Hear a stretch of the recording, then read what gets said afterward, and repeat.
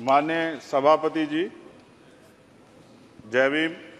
बहुजन समाज में जन्मे सभी संतों, गुरुओं, महान पुरुषों को नमन करता हूं, जिनमें महात्मा ज्योतिबा फूले, डॉक्टर बाबा साहब अम्बेडकर और मान्यवर काशीराम साहब को मैं याद भी करता हूं आज के दिन पर। साथ साथ नगीना की महान जनता और भीम आर्मी और हमारी पार्टी आज़ाद समाज पार्टी काशीराम के साथियों का भी धन्यवाद करता हूं। इसके बाद अपने कुल गुरु जगत गुरु सदगुरु रविदास जी महाराज को भी मैं नमन करता हूं, जिन्होंने दुनिया को लगभग 600 साल पहले बेगमपुरा शहर के रूप में दुनिया का सबसे महान लोकतांत्रिक दर्शन दिया। अध्यक्ष महोदय, माननीय सभापति जी, 14 अगस्त 1947 को ये देश अंग्रेजों के अधीन था। 15 अगस्त 1947 को हम लोग आज़ाद हुए। 16 अगस्त 1947 को देश आज़ादी में था, लेकिन धन धरती राजपाट में बंटवारा नहीं हुआ। जो साधन संसाधन थे उनमें बंटवारा सही रूप से न होने के कारण एक बहुत बड़ी आबादी सुविधाओं से वंचित और सम्मान से वंचित रह गई।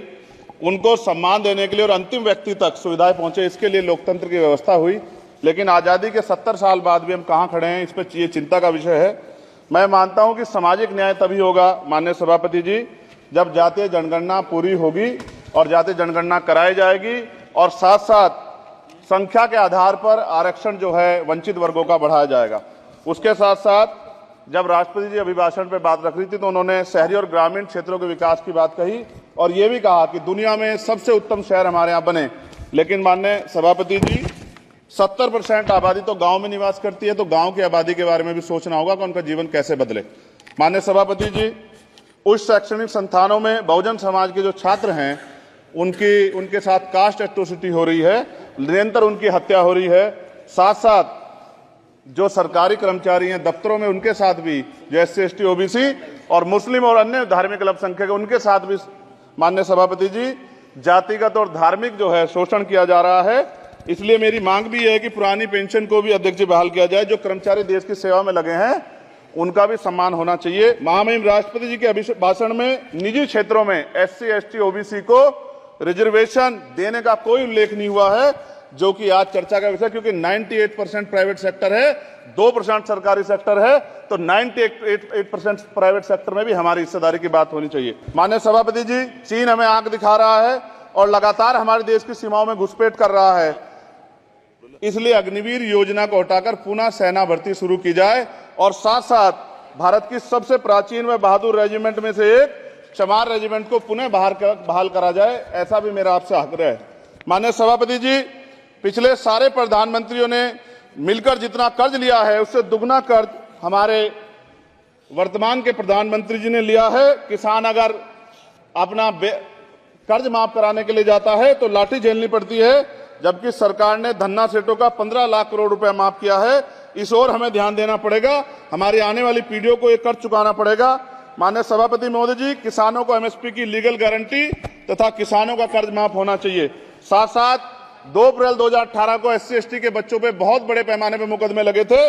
वो हमारी लड़ाई सही थी, ये सुप्रीम कोर्ट ने माना और बाद में सरकार ने माना। वो मुकदमे तुरंत वापस होने चाहिए। माननीय सभापति जी, प्रेस जो है उस पर भी शिकंजा कसा जा रहा है। जो पत्रकार सरकार के खिलाफ बोलता है नौकरी से हाथ धोना पड़ता है और सोशल मीडिया हमारा हथियार है, उस पर तरह तरह के प्रतिबंध लगाए जा रहे हैं और विरोध करने वालों को सोशल मीडिया हैंडल भी सस्पेंड करा दिए जा रहे हैं। कृपया समाप्त करें। माननीय सभापति जी, मैं पहली बार बोल रहा हूं, आप कहेंगे मैं बैठ जाऊंगा, मैं आपकी बात, मैं संवैधानिक मर्यादा का पालन करूंगा, मगर हम तो माननीय सभापति जी सुन ही रहे हैं। आप बोलिए, 1 मिनट। धन्यवाद, धन्यवाद। 1 मिनट और बोलिए। अध्यक्ष सभापति जी, नारी सम्मान की बात करने वाली सरकार, हमने मणिपुर देखा सर, हमने पहलवान बेटियों का हर्ष देखा सर, और हमने सर हाथरस की बेटी का हर्ष देखा सर, और हाथरस के परिवार को जो वादा किया था सरकार ने वो भी पूरा नहीं किया। और महिलाओं में भी, स्पेशली दलित, पिछड़े और मुस्लिम वर्ग की, आदिवासी वर्ग की महिलाओं के साथ आज भी NCRB का डाटा कहता है सर जो जुल्म हो रहा है वो सहनीय नहीं है सर।